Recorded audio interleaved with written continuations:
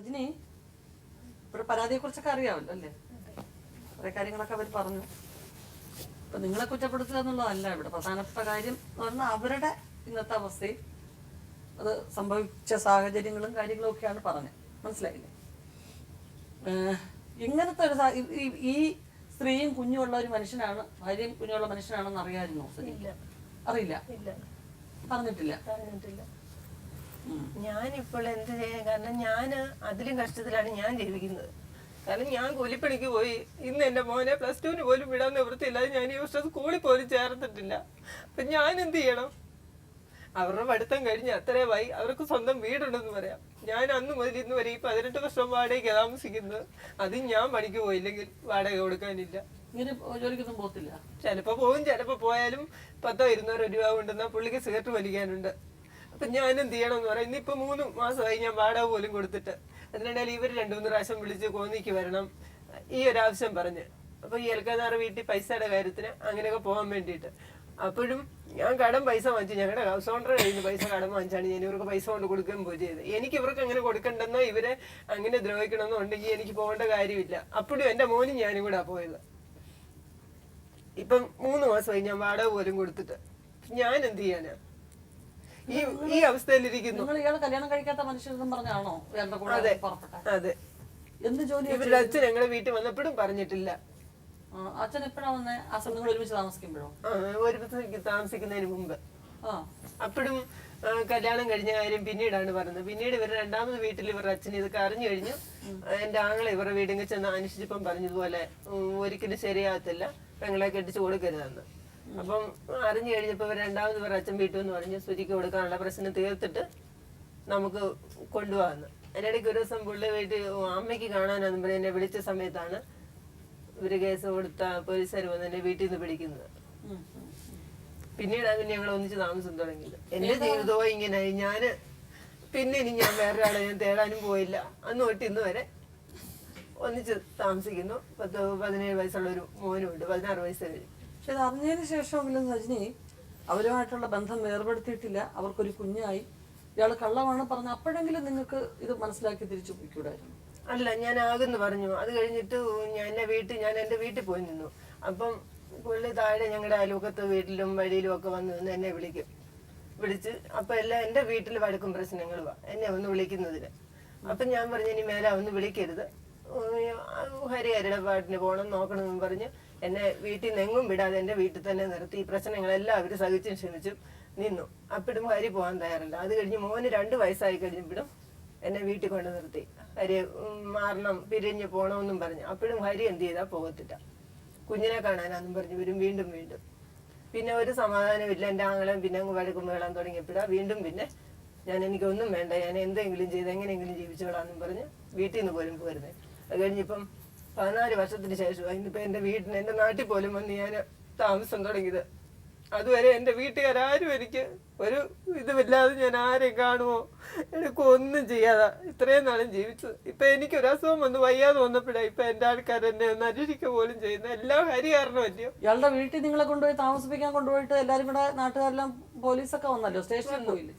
അന്ന് എഴുതി വെപ്പിച്ചു ഇയാളെ കൊണ്ട്. ഇയാൾ തന്നെ സമ്മതിച്ചു, ഞാൻ എൻ്റെ ഭാര്യയും കുഞ്ഞിനെ സംരക്ഷിച്ച് പൊയ്ക്കോളാന്ന് പറഞ്ഞില്ല എഴുതി വെപ്പിച്ച്. അത് കഴിഞ്ഞ് തിരിച്ചു പോയപ്പോഴെങ്കിലും നിങ്ങൾക്ക് നിങ്ങളുടെ വീട്ടിൽ പൊയ്ക്കൂടായിരുന്നു? ഇല്ല, അങ്ങനെയൊന്നും എഴുതി വെച്ച് 2 പേരും കൂടെ ഒന്നിച്ച് വന്നില്ല അവിടുന്ന് പോകുന്നത്. അതെ, സ്റ്റേഷനിൽ എഴുതി വെച്ചിരിക്കുന്നത് അങ്ങനെയാണ്. എന്റെ ഭാര്യയും കുഞ്ഞിനെ ഞാൻ സംരക്ഷിച്ചോളാന്ന് എഴുതി വെച്ചിരിക്കുക. അത് വിശ്വസിച്ചാ അവര് പോയിരിക്കുന്നത്. അതെനിക്കറിയില്ല. പക്ഷേങ്കില് അങ്ങനെയാണ്. നിങ്ങൾ ഉണ്ടായിരുന്നില്ല സ്റ്റേഷനിൽ? ഉണ്ട്, പക്ഷെ ഞാനതൊന്നും എനിക്കറിയില്ല. കാരണം നിങ്ങൾ അന്വേഷിക്കണം. അതാണോ എഴുതി വെപ്പിച്ചത്? ഇനിയുള്ള കാലം കാരണം നിങ്ങളുടെ ഒരു ബാക്ക്ഗ്രൗണ്ട് എന്ന് പറയുന്നത്. മാഡം ഞാനൊന്ന് പറയട്ടെ.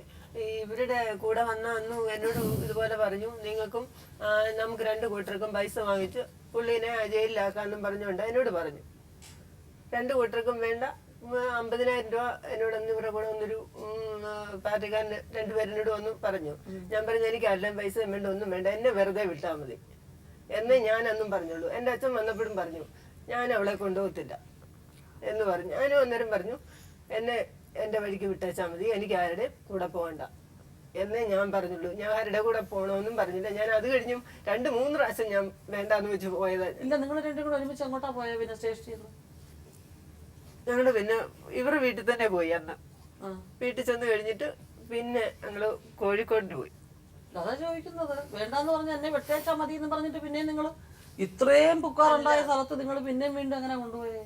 വീണ്ടും ഇവർ അച്ഛൻ ഞങ്ങൾക്ക് പൈസ തന്നു ഞങ്ങളോട് പറഞ്ഞു നിങ്ങൾ എവിടെയെങ്കിലും പോയി, അന്ന് സ്റ്റേഷനിൽ നിന്നും അങ്ങനെ പറഞ്ഞു, നിങ്ങൾ എവിടെയെങ്കിലും പോയി കുറച്ച് നാളത്തിന് മാറി നിന്ന് താമസിക്കുക, അത് കഴിഞ്ഞ് പ്രശ്നമെല്ലാം തീർന്നിട്ട് ഒന്ന് നാട്ടിൽ വന്നു. പറയൂ ഇവിടെ ഒരു സ്റ്റേഷനില്, പോലീസ് സ്റ്റേഷനിൽ എഴുതി വെപ്പിച്ചതാണെങ്കിൽ ആള് ഞാൻ ഇനി എന്റെ കുഞ്ഞിനെയും ഭാര്യയും സംരക്ഷിച്ചോളാം, ഇതിപ്പോ സമയം ഇത്രയായി, ആ സ്ഥിതിക്ക് തൽക്കാലം നിങ്ങൾ നിങ്ങളുടെ വീട്ടിൽ പോയിക്കോ, നാളെ രാവിലെ ഈ പെണ്ണിനെ അവരുടെ വീട്ടിൽ കൊണ്ടുവിട്ടിട്ട് അയാൾ വന്നോളും എന്നും പറഞ്ഞാൽ അവരെ അയച്ചിരിക്കുന്നു. അങ്ങനെ പോലീസ് സ്റ്റേഷനിൽ അങ്ങനെയാണെങ്കിൽ ഞാൻ പോവുകയല്ലോ, ഞാന് എന്റെ കാര്യം നോക്കി ഞാൻ പോവുകയല്ലയോ. കാരണം ഇവരുടെ അച്ഛൻ വണ്ടിക്കൂലിക്ക് ഞങ്ങൾക്ക് 1000 രൂപ അന്നത്തെ സമയത്ത് 1000 രൂപയും തന്ന് ഞങ്ങളെ വിടുക ചെയ്തത്. അങ്ങനെ എന്തിനു നിങ്ങൾ എനിക്ക് വേണ്ട, ഞാൻ എന്നെ ഒറ്റയ്ക്ക് വിട്ടേരെ പൊയ്ക്കോളാം, നിങ്ങൾ നിങ്ങളുടെ വീട്ടിൽ പോയാൽ പോരെ? നിങ്ങൾ നേരിട്ട് കാണുന്നില്ലേ ഒരു അമ്മയും കുഞ്ഞോടെ നിൽക്കുന്നു? ഈ പൊൻകുന്നത്ത് സ്റ്റേഷനിൽ പോയെന്ന് പറഞ്ഞില്ലയോ? പൊൻകുന്നത്ത് അവിടെ എന്തിനാ പോയെ? എന്റെ ആങ്ങളെ ഞങ്ങളെ വഴിയിൽ നിന്ന് കണ്ട് പിടിച്ചു കഴിഞ്ഞപ്പോ ഹരി അടിക്കുകയൊക്കെ ചെയ്തു. അടിച്ചില്ല, അടിക്കാൻ ഒന്നും തല്ലുണ്ടാക്കി ഞാൻ അടിക്ക് കയറി.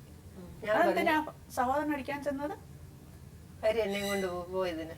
എവിടെ വെച്ചാ അടിക്കാൻ ചെന്നത്? കാഞ്ഞിരപ്പള്ളി വെച്ച്. പൊൻകുന്നത്തും കാഞ്ഞിരപ്പള്ളിക്ക് ഇടയ്ക്ക് വെച്ച്. അതിനാരാ പോലീസ് കേസ് കൊടുത്തത്? ആങ്ങളെ. എന്തോ പറഞ്ഞിട്ട് കൊടുത്ത്? എന്നെ തട്ടിക്കൊണ്ട് പോയെന്നും പറഞ്ഞോണ്ട്. തട്ടിക്കൊണ്ടുപോയെന്നു. അപ്പൊ അതിനകത്ത് ആ സ്റ്റേഷനിലുള്ളവർ ആ ഷിബു അതിനകത്ത് പറഞ്ഞിട്ടില്ലേ ഇത് വിവാഹിതനും ഒരു കുഞ്ഞിന്റെ അച്ഛനുമായ എന്ന് പറഞ്ഞിട്ടില്ലേ? അന്ന് ഷിബുവിനെ അറിയത്തില്ല, കല്യാണം കഴിഞ്ഞാന്നു. നീ കഴിഞ്ഞ അടിക്കാൻ പുള്ളി സ്വയം ആത്മഹത്യ ചെയ്യാൻ പോവുക, പുള്ളി മോളെ കണ്ടില്ല, കാണാൻ പറ്റുന്നില്ല, എടുക്കുന്നില്ല. അപ്പൊ ആ സമയം എല്ലാം അന്വേഷിച്ച് നടക്കുന്ന സമയം ഇതിനിടയ്ക്ക് ഞങ്ങൾ രണ്ടുപേരും 10 രൂപ ഒന്നിച്ച് കൈ കിട്ടിയാൽ ഞങ്ങള് ഇവരെ അന്വേഷിക്കും. ആരും പറയത്തില്ല ഇന്നടത്തോണ്ട്. ഇവര് തമ്മിൽ ഒന്നിച്ച് കാണരുത്, സഹകരിക്കരുത് എന്നുള്ള ആൾക്കാരാ രണ്ട് കൂട്ടരുടെയും. എനിക്ക് അവരുടെ അറിയത്തില്ല, ഇവരുടെ ആൾക്കാര് എല്ലാരും. കാരണം ഈ സ്വത്തും മുഖാന്തരമുള്ള പ്രശ്നങ്ങള് അങ്ങനെയൊന്നുമില്ലല്ലോ. കാരണം ഉണ്ട്. മോള് തന്നെ പറയുന്നത് ഫോണിൽ റെക്കോർഡായിട്ട് ഞങ്ങള് ഇതുണ്ട്. കാരണം ഞങ്ങളോട് കുറെ കാര്യങ്ങൾ സംസാരിച്ചത്. അങ്ങനെ അവര് സ്വത്ത് എടുക്കണമെന്നും പറഞ്ഞോണ്ടോ? ഇവര് തമ്മിൽ എന്തോ അത് മോക്കറിയാതിരിക്കും.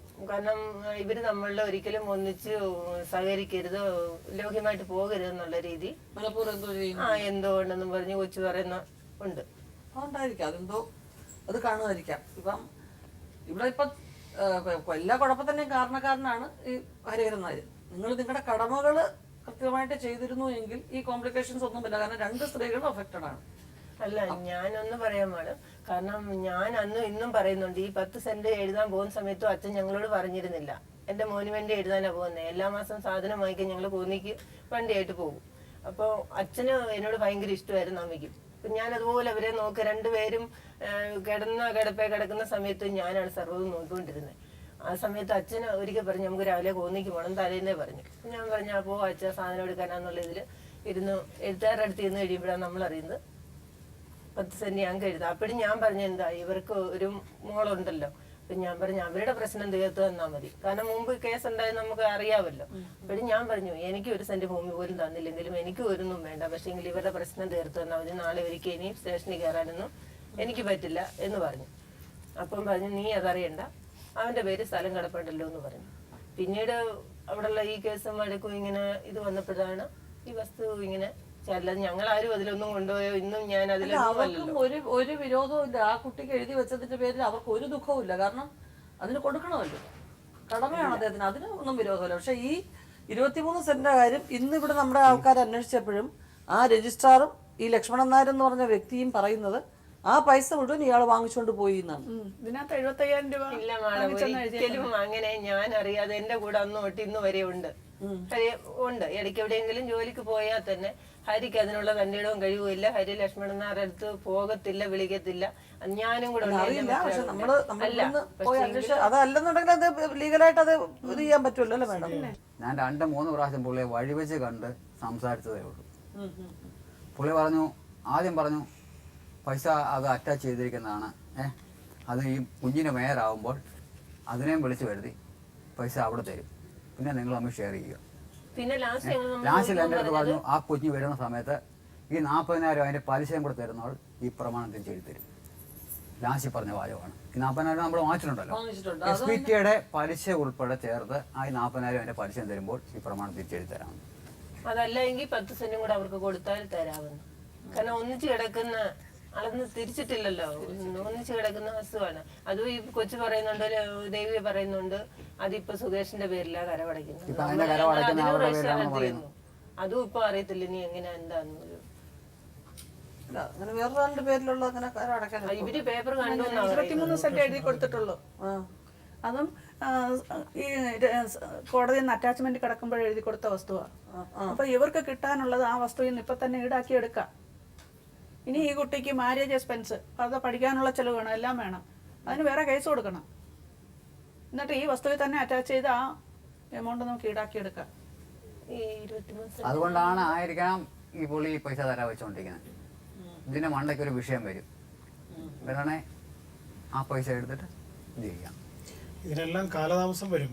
അതല്ലാതെ ആ വ്യക്തിയായിട്ട് സംസാരിച്ച് അല്ലെങ്കിൽ അങ്ങേരുമായിട്ട് ബന്ധപ്പെട്ട ആളുകളുമായിട്ടൊക്കെ സംസാരിച്ച് അത് ഇതിനൊരു തീരുമാനം ഉണ്ടാക്കാൻ സാധിക്കില്ല നിങ്ങൾക്ക്?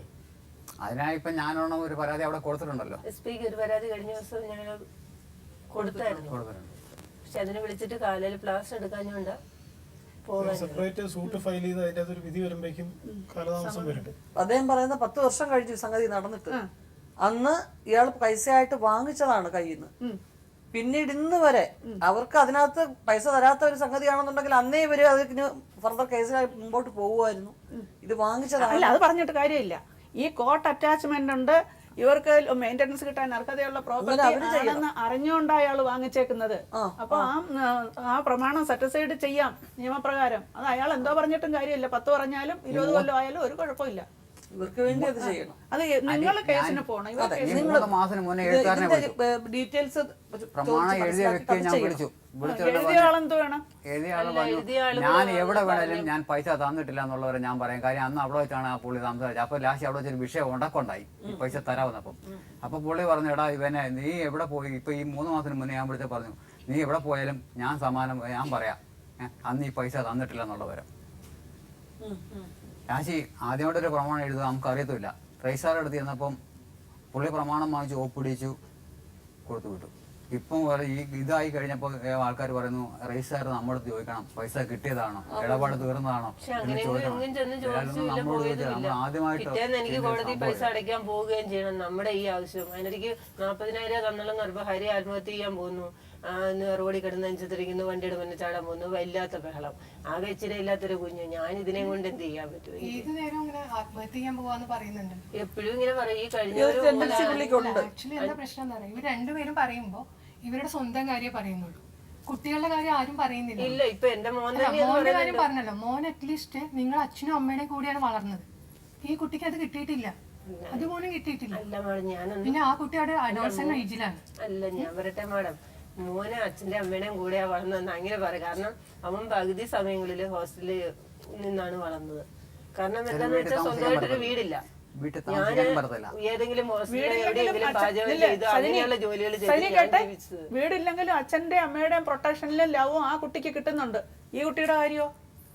അല്ല, ഞാൻ അന്ന് കോടതിയിൽ പൈസ അടയ്ക്കാൻ ചെന്ന സമയങ്ങളിലും നിങ്ങൾക്ക് ഹോസ്റ്റലിൽ നിർത്തി ആ കുട്ടിയെ വളർത്താനുള്ള കഴിവുണ്ട്. ഞാൻ പറഞ്ഞല്ലോ മോളെ വിടാൻ തയ്യാറാണ്, എന്റെ മോളെ പോലെ ഞാൻ. പിന്നെ അവര് ഇങ്ങനെയൊക്കെ ഓരോ പ്രശ്നങ്ങൾ ഉണ്ടായതുകൊണ്ട് ചിലപ്പോൾ വീടില്ല. പക്ഷെ ഞാൻ എന്ത് ചെയ്യാനാ? വന്നപ്പോ തൊട്ടിട്ട് ആ കുട്ടിയാണ് ഇമോഷണലി ഭയങ്കരമായിട്ട് ബ്രേക്ക് ഡൗൺ ആണ്. ഇടയ്ക്കിടയ്ക്ക് കരയുന്നുണ്ട് ആ കുട്ടി. അല്ല, ഞാൻ എന്ത് ചെയ്യാനാന്ന് പറ. ഞാൻ എന്ത് ചെയ്യാനാന്ന് പറ. ഹരി കാണിച്ചു ഇതിന് ഞാൻ എന്ത് ചെയ്യണം? നിങ്ങൾ ഇതിന്റെ ഇടയിൽ തന്നെ എനിക്ക് ഏറ്റവും രസമായിട്ട് തോന്നിയത് എന്താണെന്നോ, ആള് തന്നെ പറഞ്ഞു ഹരിയുടെ കൂടെ കൂടിയതാണ് എന്റെ പ്രശ്നത്തിന് കാരണം. നിങ്ങൾ ആലോചിക്കുക, നിങ്ങൾ ആരെ സ്നേഹിച്ചത്? നിങ്ങളെ തന്നെ വേണ്ടാന്ന് പറയുന്ന ഒരു വ്യക്തി തന്നെയാണ്. അവരെ വായിന്ന് അങ്ങനെ ഒരു വാക്ക് പോലും വന്നിട്ടില്ല ഇതുവരെ. അവരെന്താ പറഞ്ഞത്? ഞാൻ ഇപ്പൊ 1-2 പ്രാവശ്യം കുറ്റപ്പെടുത്തുമ്പോ തന്നെ നിങ്ങൾ സപ്പോർട്ട് ചെയ്യില്ല. സാധാരണ ഒരു ഭാര്യ ഭർത്താവ് എന്ന് പറയുമ്പോൾ പരസ്പരം സപ്പോർട്ട് ചെയ്യുന്നവരാണ് വേണ്ടത്. അതുപോലും അല്ല, ഞാൻ സ്നേഹിക്കുന്നില്ല എന്ന് പറഞ്ഞില്ല. പക്ഷെ എന്റെ അവസ്ഥ മനസ്സിലാക്കി. ഞാൻ ഇന്നും കൂലിപ്പണിക്ക് പോയെങ്കിൽ മാത്രമല്ലേ എനിക്ക് ജീവിക്കാൻ പറ്റുന്നുള്ളൂ. ഈ പ്രശ്നങ്ങളെല്ലാം ഉണ്ടാകാനും നടങ്ങടാനും കാരണം എന്താ കാരണം? അതിനെ മാത്രം കുറ്റപ്പെടുത്തിയിട്ട് കാര്യമില്ല. അല്ല, അത് മാത്രമല്ല, ഈ 10 സെന്റ് വസ്തു അച്ഛന്റെ വക, ഈ ഹരിഹരൻ നായരുടെ അച്ഛന്റെ വക ഇവരുടെ മോനാ എഴുതി വെച്ചേക്കുന്നത്. അത് വിഷമിക്കേണ്ട കാര്യമില്ല. മാത്രമല്ല ജീവിക്കാൻ പറ്റുന്നില്ലല്ലോ. അല്ല, ഞാൻ ചോദിക്കട്ടെ, ഇതിപ്പം അയാൾ നിങ്ങൾ ഈ വിവരം അറിഞ്ഞ് പോലീസ് സ്റ്റേഷനിൽ പോകുന്നത് വരെ ഉള്ള കാര്യങ്ങൾ ഓക്കെ, നിങ്ങളെ ഇയാൾ ചതിച്ചു, ഓക്കെ, സമ്മതിച്ചു. അവിടെ വന്നാ നിങ്ങൾ നേരിട്ട് അവരെ കണ്ടു, കാര്യങ്ങളൊക്കെ മനസ്സിലാക്കിയതിനു ശേഷം മനസ്സിലൊരു ദാക്ഷണ്യൊരു സ്ത്രീയാണെന്നുണ്ടെങ്കിൽ ഇയാളുടെ കൂടെ നിങ്ങൾ പോകത്തില്ല. അങ്ങനെ പോകാൻ പാടില്ല. നിങ്ങളത് പോയതിന് ശേഷം എല്ലാം ഇങ്ങനെ സംഭവിച്ചു പോയല്ലോ എന്ന് പറയുന്നതിൽ ഒരു ന്യായവും ഇല്ല അതിനകത്ത്. ആദ്യം അറിഞ്ഞില്ല എന്നൊക്കെ നിങ്ങൾ പറയുന്നു, അത് നമുക്ക് പറഞ്ഞ് ജയിക്കാൻ വേണ്ടി പറയാം. അറിഞ്ഞില്ല എന്ന് പറഞ്ഞാൽ മനസ്സിനകത്തുള്ളൊരു കാര്യം തോണ്ടി പറിച്ച് നോക്കാനൊക്കത്തില്ലല്ലോ. പക്ഷെ ഇത് ഒരു സ്ഥലത്ത് വന്നു, മധ്യസ്ഥം സംസാരിച്ചു, ഇതാണ് കാര്യമെന്ന് കണ്ടു കഴിഞ്ഞപ്പോൾ വളരെ മാന്യമായിട്ട് നിങ്ങൾ പോയിരുന്നുണ്ടെങ്കിൽ നിങ്ങളുടെ മനസ്സിലൊരു അല്പം ഒരു ദയുള്ള സ്ത്രീയാണ് ഞാനെന്ന് സമ്മതിക്കാം. ഇതെല്ലാം അറിഞ്ഞുകൊണ്ട് വീണ്ടും അയാളുടെ വീട്ടിൽ പോയി താമസിച്ച് അയാളുടെ അച്ഛൻ്റെ കയ്യിൽ നിന്ന് 1000 രൂപ വാങ്ങിച്ചുകൊണ്ട് പോയി കോഴിക്കോട് പോയി നിങ്ങൾ ഉല്ലാസമായിട്ട് താമസിച്ചു അല്ലേ? അതിനകത്ത് എവിടെയാണ് ഇയാളെ നിങ്ങൾ കുറ്റപ്പെടുത്തുന്നത്? നിങ്ങളുടെ ഭാഗത്ത് തന്നെയാണ് കുറ്റം. ആ സ്ത്രീ എങ്ങനെയോ അവർ രണ്ടാമത് വിവാഹം ചെയ്ത ആ മനുഷ്യൻ അന്തസ്സുള്ള ഒരാൾ നന്നായിട്ട് ഇതുവരെ പഠിപ്പിച്ച് നല്ല രീതിയിൽ കൊണ്ടുവന്നു. അവരുടെ കുടുംബത്തിനെയും കൂടെ നോക്കുകയാണ് അയാൾ. അച്ഛനെയും അമ്മയും അവരെയും എല്ലാവരെയും നോക്കി അയാൾ കിട്ടുന്ന ചെറിയ വരുമാനം കൊണ്ട് ആ കുടുംബം നോക്കുന്നുണ്ട്. അവരെ എല്ലാ ബുദ്ധിമുട്ടുകളും അവർക്കും ഉണ്ട്. അവനവൻ്റെ ജീവിതത്തിൽ നിങ്ങൾ ചെയ്യേണ്ട ഒരു കടമയുടെ ഒരു ചെറിയ അന്തസ്സ് നിങ്ങൾ പാലിക്കണ്ടേ? തിരക്കി ഇങ്ങനെ നടക്കുകയാണ്, ഇങ്ങനെ തിരക്കി നടക്കുക. ഇയാൾ മര്യാദയ്ക്ക് പണിക്കും പോകത്തില്ല. തിരക്കേണ്ട കാര്യമൊന്നുമില്ല, അവർക്കൊരു സ്ഥിര താമസമുണ്ട്.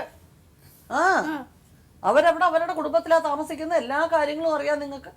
നിങ്ങളുടെ കൈക്കിട്ട് ഒന്നാമത്തെ നിങ്ങൾ മര്യാദയ്ക്ക് പണിക്ക് പോകുന്നില്ല. ഇപ്പൊ അവരും പറഞ്ഞ് വിഷമിക്കുന്ന അതാണ്. അവർ കൂലിപ്പണിക്ക് പോയും എന്തെങ്കിലും കാര്യങ്ങൾ നടത്തി വേണം അവർ ആ കുഞ്ഞിനെ പറ്റി ജീവിക്കാൻ. അതിന്റെ പഠിത്തവും നിൽക്കുന്ന അവസ്ഥയിൽ അല്ല, ഇയാള് പണി ചെയ്യാതെ വീട്ടിനകത്ത് ഒന്നും ചെയ്യാതെ കൃഷിപ്പണിയും ചെയ്യത്തില്ല, ഒന്നിനും പോകത്തില്ല. അതുകൊണ്ടാ സ്വന്തം അച്ഛനും അമ്മയും ഇയാളോട് വീട്ടിൽ നിന്ന് ഇറങ്ങി പോകാൻ പറഞ്ഞത്. ഇവരെ ഇറക്കി വിട്ടതും ആ കാരണം കൊണ്ട്. ഒന്നിനും നിങ്ങൾ എന്തെങ്കിലും പണിക്ക് പോവുക, നിങ്ങളെ കൊണ്ടാവുന്ന എന്തെങ്കിലും ജോലിക്ക് പോവുക. ആ സ്ത്രീ പണിക്ക് പോകുന്നുണ്ട്, ശരി. അപ്പോൾ നിങ്ങൾക്ക് അവിടെ ചെയ്യാനുള്ള കടമകൾ ചെയ്യുക. ബാക്കി നിങ്ങളെ കൊണ്ട് കഴിയുന്ന രീതിയിൽ എൻ്റെ കയ്യിൽ ഇത്രയേ ഉള്ളൂ എന്ന് പറഞ്ഞാൽ നിങ്ങളെ വന്ന് കാണാനോ നിങ്ങളുടെ കൂടെ കുറച്ച് സമയം ചെലവഴിക്കുന്നുണ്ടോ എന്ന് അവർക്ക് സൂചിക്കും. ആ കുട്ടിക്കൊന്നും പ്രശ്നമല്ല. ഇവിടെ വന്ന് താമസിക്കാമെന്ന് പറയുന്നതിനകത്ത് സാങ്കേതികമായിട്ട് ചില ബുദ്ധിമുട്ടുകളുണ്ട്. ഇതിപ്പം വേറെ അവരോട് വെറുപ്പുണ്ടായിട്ടൊന്നുമല്ല.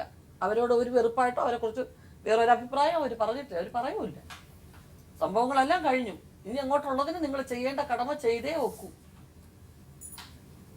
പോലീസുകാർ വന്നിട്ട് കോടതിയിൽ നിന്ന് പോലീസുകാരെ അയച്ചിട്ട് വീട്ടിൽ നിന്ന് ഇറങ്ങി ഓടിയ ആളല്ലേ നിങ്ങൾ? കോടതി വെച്ച് പോലീസുകാരെ പിടിച്ചില്ല, വീട്ടിൽ വെച്ച് ഞാൻ അവിടെ നിൽപ്പുണ്ടല്ലോ. വീട്ടിൽ നിന്ന് പൈസ എടുത്തോണ്ട് വരാമെന്ന് പറഞ്ഞിട്ട് പോലീസുകാർ കൂടെ വന്നില്ലേ? പോലീസ് കോടതിയിൽ അങ്ങനെ വീട്ടിൽ ഇരിപ്പുണ്ട്, പൈസ ഇരിപ്പുണ്ടല്ലോ, ഞാൻ പൈസ അടച്ചോളാം എന്ന് എന്റെ സ്വന്തം ജാമ്യത്തിൽ ഞാൻ എഴുതി വെച്ചിട്ടാ. ജാമ്യത്തിൽ വിട്ടെങ്കിൽ പിന്നെ പോലീസ് കൂടെ വന്നെന്തിന്? പോലീസ് അന്നൊന്നും കൂടെ വന്നില്ല. ആണോ? രണ്ടാമത്തെ പൈസ അടയ്ക്കാൻ പെൻഡിങ് ആയി കഴിഞ്ഞപ്പോൾ വാറണ്ടുണ്ടായിരുന്നു, പോലീസുകാർ വന്നു. ഞാൻ വീടിന്റെ മുറ്റത്ത് പോണ്ട് പോലീസുകാരെ സീഫ് ഡ്രസ് വന്നു. ഹരിഹര നായരെല്ലാം ചോദിച്ചു, ഞാൻ പറഞ്ഞു അതേന്ന് പറഞ്ഞു. വാറണ്ടുണ്ട്, ഇതുപോലെ കൊണ്ടുപോകാന്ന് പറഞ്ഞു. ശരി, ഡ്രസ്സും മാറി അവർ കൊണ്ടുപോയി. ഡ്രസ്സും മാറി കൊണ്ടുപോയി നമ്മുടെ അവിടുത്തെ പോലീസുകാരന്. തിരുവല്ല കുടുംബ കോടതിയിലെ ജഡ്ജിയുടെ അടുത്തു നിന്നാ പോയത്. വീട്ടിൽ പൈസ ഇരിപ്പുണ്ട് അടയ്ക്കാൻ. രണ്ടാമത്തെ പ്രാവശ്യം പിടിച്ചപ്പോഴാണ് അടച്ചത്. ചേച്ചി എടുത്ത് എഴുതി വെച്ചിട്ട് ഞാൻ എന്റെ സ്വന്തം ജാമ്യത്തില്ല, ഞാൻ പൈസ അടച്ചോളാം എന്ന് പറഞ്ഞ് എഴുതി വെച്ച് ചെയ്യാൻ പോകുന്നു. ഞാൻ എന്റെ കോടതി പിടിയിട്ട പുള്ളിയായിട്ട് പ്രഖ്യാപിച്ചിട്ടല്ലേ നിങ്ങളെ അറസ്റ്റ് ചെയ്ത രണ്ടാമത്? അതൊന്നും എനിക്കറിയത്തില്ല. കാര്യം രണ്ടാമത് വീട്ടിൽ വന്നപ്പോൾ ഞാൻ ആ മുറ്റത്ത് നിൽപ്പുണ്ട്, ഇവിടെ നിൽപ്പുണ്ട്, കുഞ്ഞവിടെ നിൽപ്പുണ്ട്, അവിടെ നിൽപ്പുണ്ട്. അത് ആൾ ആക്കൂരുള്ള പോലീസുകാരൻ തന്നെയായിരുന്നു. പിന്നെ അടച്ചു, കുറെ അടച്ചു. ഇപ്പൊ അതിലും കുറെ കാലം നിങ്ങൾ കൊടുക്കാതെ ഇരുന്നിട്ടുണ്ട്. അതിനൊക്കെ നിയമപരമായിട്ട് പോവുകയാണെന്നുണ്ടെങ്കിൽ അവർക്കത് സാധിച്ചെടുക്കാൻ പറ്റും. പിന്നെ കോടതി പറഞ്ഞതുപോലെ ഇപ്പൊ ഈ വസ്തുവിന്റെ പേരിലുള്ള കേസും കാര്യങ്ങളും എല്ലാം നടക്കും. അതിനൊക്കെ ഒരു സമയം എടുക്കുമല്ലോ. ആ പ്രോസസ്സിങ്ങിനൊക്കെ ഒരു സമയം എടുക്കും. നിങ്ങളിപ്പോൾ ചെയ്യാവുന്ന കാര്യം എന്ന് പറയുന്നത്, ഞാൻ സജിനോടും പറയുകയാണ്, അവർക്ക് അങ്ങ് തുടർന്ന് പഠിക്കാനുള്ള സംഗതികളും കാര്യങ്ങളും എങ്ങനെയാണെന്നുള്ളത് നിങ്ങളും കൂടെ ആലോചിച്ച് ചെയ്യണം. കാരണം ആ ഒരു മനുഷ്യൻ, നിങ്ങളൊരു മനുഷ്യത്വപരമായിട്ട് ചിന്തിക്കുമ്പോൾ നിങ്ങൾക്ക് തന്നെ മനസ്സിലാവും. അവര് ചെറിയ ചെറിയ പണിക്ക് പോയിക്കൊണ്ടിരുന്ന അവർക്ക് ശ്വാസം മുട്ടലായിട്ട് അവർക്ക് ജോലിക്ക് പോകാൻ നിർവാഹം. ഞാനും അതുപോലെ ഇപ്പൊ അങ്ങനെയാണ് ഇപ്പൊ എന്റെ നാട്ടിലേക്ക് ഞാൻ വരാൻ തന്നെ കാരണം ഇപ്പൊ എന്റെ നാട്ടിലേക്ക് ഞാൻ വന്നിട്ട് തന്നെ 5 മാസമേ ആയുള്ളൂ. കാരണം എനിക്ക് കുറെ നാളായിട്ട് ഞാനും വയറിനകത്തൊരു മഴയുണ്ട്, കുടലിന് നീർക്കെട്ട്, അങ്ങനെയൊക്കെ അപ്പൊ എനിക്കും പണിക്ക് പോകാൻ പറ്റാതെ ഇന്നും വയറുവേദന നടുവേദനയായിട്ട്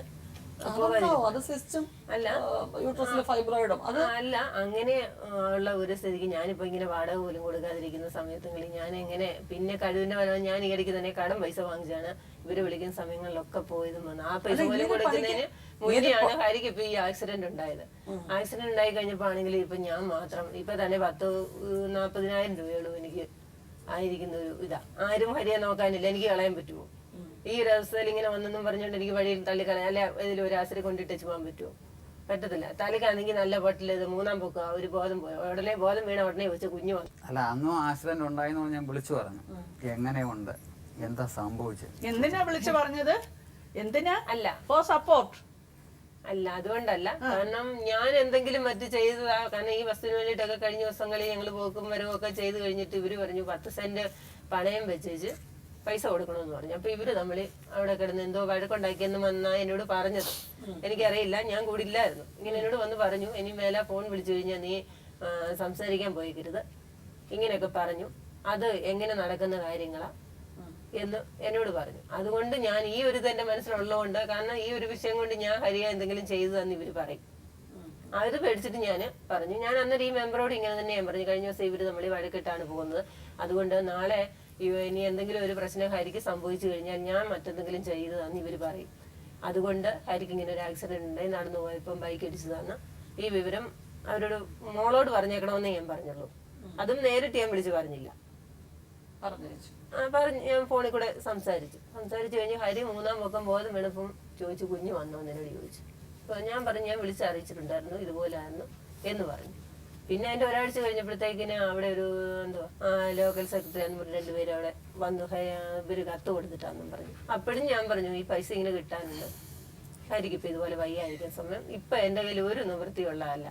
കാരണം അവർക്കും അറിയാം ഞങ്ങൾ ആ വീട്ടിൽ വാടകയ്ക്ക് താമസിക്കുന്നതാണ്.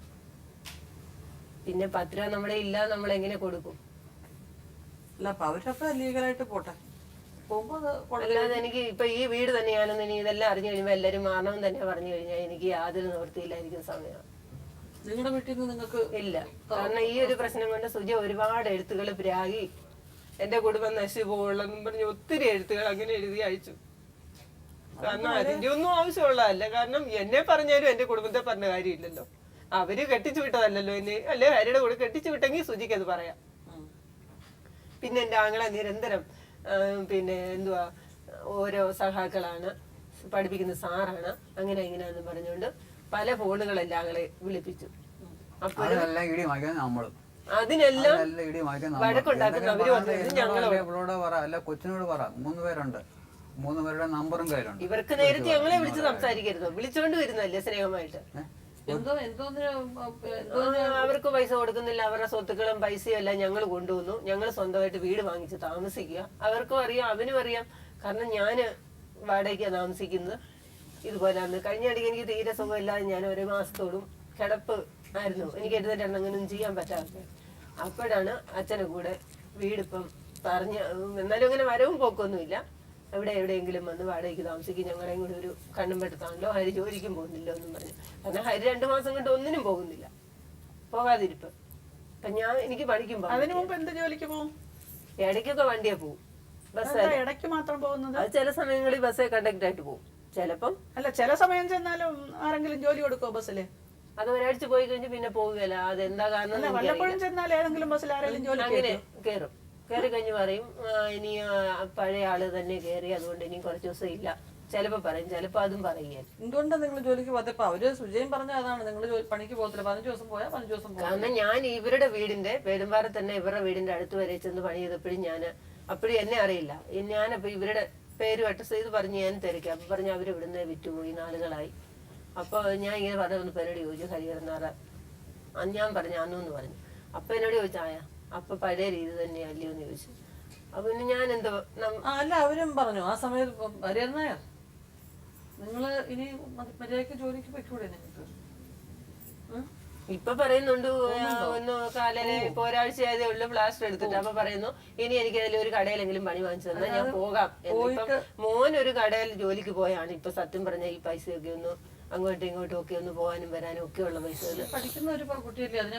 അതെ, പക്ഷെ ഈ വർഷം കഴിഞ്ഞ വർഷം ഞാൻ +1 കുമ്പഴ വെട്ടൂർ സ്കൂളിൽ ചേർത്ത് അവിടെ പൊയ്ക്കൊണ്ടിരിക്കുകയാണ്. അതിന്റെ ആവശ്യങ്ങൾക്ക് എല്ലാം പൈസ ഞാൻ തന്നെ, എന്റെ കൂട്ടുകാരൊക്കെ ആണെങ്കിലും എന്റെ കൂടെ പണി ചെയ്യുന്നവര് ഞങ്ങൾ അങ്ങോട്ടും ഇങ്ങോട്ടും തിരിച്ചും മറിച്ചും അങ്ങനെ നിന്ന്. കൊച്ചിന് ഫീസ് തന്നെ അടയ്ക്കാൻ 1500 രൂപ വേണമെന്ന് പറഞ്ഞപ്പം ഞാൻ പറഞ്ഞു എൻ്റെ ഇന്ന് 500 രൂപയുള്ളൂ മോനെന്ന് പറയുമ്പോൾ കൊച്ചു പറഞ്ഞു എങ്ങനെയാ എനിക്ക് നാണം കെട്ട, ബാക്കി 40 പേരും കൊടുത്ത് ഞാൻ മാത്രം എങ്ങനെയാ എന്ന് പറഞ്ഞു. അപ്പൊ ഞാൻ പിന്നെ ഇവിടെ വീട്ടില് അച്ഛനെ വിളിച്ച് ഫോൺ ചെയ്ത് ഞാൻ പറഞ്ഞു.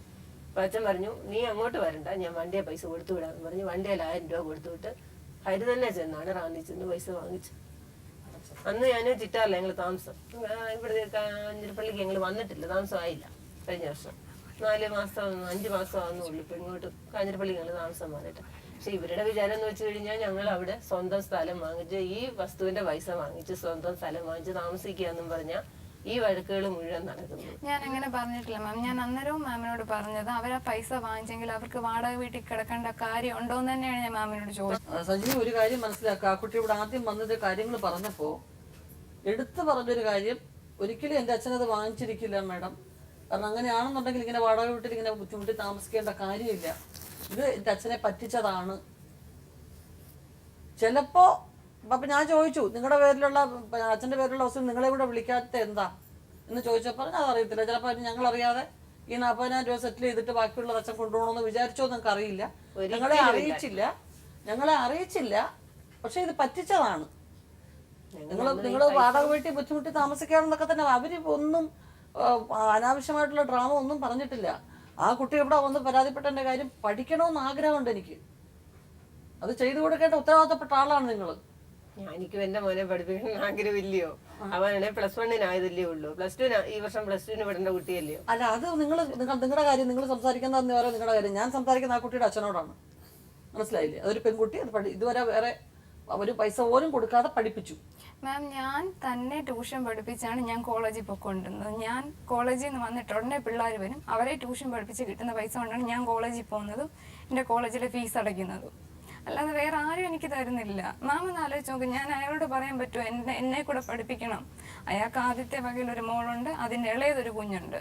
ഇവരെ രണ്ടേ അല്ലാതെ എന്നെ കൂടെ പഠിപ്പിക്കണം ഞാൻ അയാളോട് പറയാൻ പറ്റുമോ? ഒരിക്കലും പറ്റില്ല. അപ്പം മാത്രമല്ല, അവരുടെ ഒരു നല്ല മനസ്ഥിതി, അവർ ഇത്രയും പേരെയും നല്ലോണം നോക്കുന്നില്ല. നിങ്ങളുടെ അപ്പൂപ്പനെ അമ്മൂമ്മ അവർ നോക്കുന്നുണ്ട്. സാധാരണ രീതിയിൽ ഒരാൾക്കാർ അതിന് എന്താ ആവശ്യം അവർക്ക്? ഇല്ല, അയാൾക്ക് ചുമതലയില്ല ഈ കുട്ടിയെ നോക്കാൻ. ചുമതലയിൽ മാത്രമല്ല, അപ്പൊ നിങ്ങളുടെ അമ്മയെ നോക്കുന്നത് പോരാഞ്ഞിട്ട് അവരുടെ അമ്മയും അച്ഛനെയും അവിടെ നോക്കുന്നുണ്ട്. ഇത്രയും പേരുടെയും കാര്യങ്ങൾ എന്ന് പറയുന്നത് ചിലവ് സാധാരണ രീതിയിലല്ലല്ലോ. അതെല്ലാം അവർ ചെയ്യുന്നുണ്ട്. നിങ്ങൾ ചെയ്യേണ്ട ഈ ഒരു കടമയേ ഉള്ളൂ നിങ്ങൾക്ക് പ്രധാനമായിട്ട് ചെയ്യേണ്ടത്. നിങ്ങൾ ചെയ്ത അപരാധത്തിന് അതിന് പ്രായശ്ചിത്തമായിട്ട് കരുതിയായാലും നിങ്ങൾ ചെയ്തേ പറ്റൂ. നിയമം വേറെ, ഞാൻ പറയുന്നത് മനുഷ്യത്വപരമായിട്ടുള്ള ഒരു സമീപനം എന്നുള്ള രീതിയിലാണ് പറയുന്നത്. അത് നിങ്ങൾ കൊടുക്കണം. നിങ്ങൾ ജോലിക്ക് പോകണം, മര്യാദയ്ക്ക് ജോലിക്ക് പോയി അതിന് വേണ്ട കാര്യങ്ങളെന്ന് വെച്ചാൽ മാസാമാസം ഒരു തുക ആ കുട്ടിക്ക് പഠിക്കാൻ കൊടുക്കണം. അത് വരും.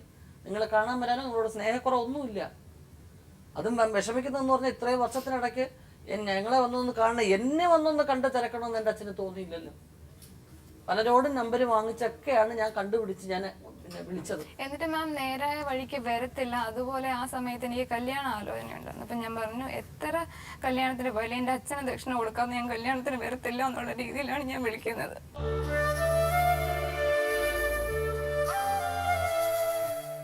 എൻ്റെ കയ്യിൽ നമ്പർ കിട്ടി, ഞാൻ തിരിച്ചു വിളിച്ചു. ആ നമ്പർ കിട്ടി അന്ന് രാത്രി 9 മണിക്ക് ഞാൻ വിളിച്ചു. കരിയർനാരെ നമ്പർ എന്തിനാ തിരക്കിയത്? അവരുടെ വീട് അറിയാമോ? ആ വീട്ടിലല്ല താമസം. പിന്നെയോ? പേഴുംപാറയായിരുന്നു ഇവര് താമസിച്ചോണ്ടേ, അവിടെയല്ല. ഞങ്ങൾ അവിടെയും പോയി തിരക്കി. ഇപ്പോഴെവിടാ താമസം? ഇപ്പൊ അറിയത്തില്ലേ ഇവിടെ താമസം. ഞങ്ങൾ പേഴുംപാറ താമസിച്ചോണ്ടെന്ന് ആ വീട്ടിൽ ഞങ്ങൾ അവിടെയും തിരക്കി, മേക്കോട് തിരക്കി, കാട്ടൂര് തിരക്കി. അതിനിടയ്ക്ക് പറഞ്ഞ് കടമ്പനട്ട ഉണ്ടെന്ന് പറഞ്ഞു. കടമ്പനട്ട പോയി തിരക്കി. എന്തിനാ തിരക്കാൻ പോയത്? എന്തിനാ? കാണാൻ. കണ്ടാ മതിയോ? കണ്ടാ പോരാ, അതിന്റെ ബാക്കി അന്നേരം കാര്യങ്ങൾ ചെയ്യാൻ വേണ്ടിയാണ് തിരക്കി നടന്നത്. അല്ല, കോടതിയിൽ നിന്ന് ഉത്തരവായിട്ട് ഇപ്പൊ 7 വർഷം 9 വർഷം കൊണ്ട് നിങ്ങൾ ചെലവിന് കൊടുക്കുന്നില്ല കുട്ടിക്ക്? 9 വർഷമായിട്ട്. അപ്പൊ അവിടെ ഒരു വ്യവസ്ഥ വെച്ചിട്ടുണ്ടാവുമല്ലോ, ഈ ഡേറ്റിന് ഇന്ന രീതി കൊടുക്കണമെന്ന്, എങ്ങനെ അയക്കണമെന്ന് വ്യവസ്ഥ മണി ഓർഡർ അയച്ചാൽ അങ്ങ് കിട്ടിക്കോളും. അങ്ങനല്ലേ വെച്ചിരുന്നേ? നിങ്ങൾ എങ്ങനെ പൈസ കോടതി കോടതി കൊണ്ട് അടയ്ക്കായിരുന്നു. അപ്പൊ അത് നിങ്ങൾ ചെയ്തിരുന്നെങ്കിൽ അവിടെ വെച്ച് ഇവരുടെ സുജിയുടെ അച്ഛനാണ് വന്നത് പൈസ കോടതിയിൽ അടച്ചാലും കോടതി സ്വീകരിക്കും. കോടതി പൈസ അടച്ചാൽ അങ്ങനെയായിരുന്നു. സുജിയുടെ അച്ഛൻ വന്നാണ് പൈസ വാങ്ങിക്കുന്നത്. അത് ആരോ വാങ്ങിക്കട്ടെ, നിങ്ങൾ കൊടുക്കാനുള്ളത് കുഞ്ഞിനെ കൊണ്ടൊന്നും പറ്റത്തില്ല. നിങ്ങൾക്ക് ആവശ്യപ്പെടാമല്ലോ, കാണണമെന്ന് പറയായിരുന്നല്ലോ. അതിൻ്റെതായിട്ടുള്ള ചില ബുദ്ധിമുട്ടുകൾ ഉണ്ടായി കാണും. ചിലപ്പം അയാള് കാണിച്ച കന്നന്തിരിവ് കാണിച്ചത് കൊണ്ട് നിങ്ങളുടെ അപ്പൂപ്പനൊക്കെ ദേഷ്യം വന്ന് എന്തെങ്കിലുമൊക്കെ പറയും, ഇട്ടേച്ച് പോയല്ലോ എന്ന് പറയും, കാണാനൊക്കത്തില്ലെന്നൊക്കെ പറയുമായിരിക്കും. അപ്പോൾ അതുകൊണ്ടായിരിക്കും. ഇനി അത് ക്ഷമിക്കുക സുജ. ഇത് അദ്ദേഹത്തെ കൊണ്ട് കഴിയുന്ന രീതിയിൽ മാസം സഹായിക്കാനുള്ള മനസ്സങ്ങേർക്കുണ്ട്.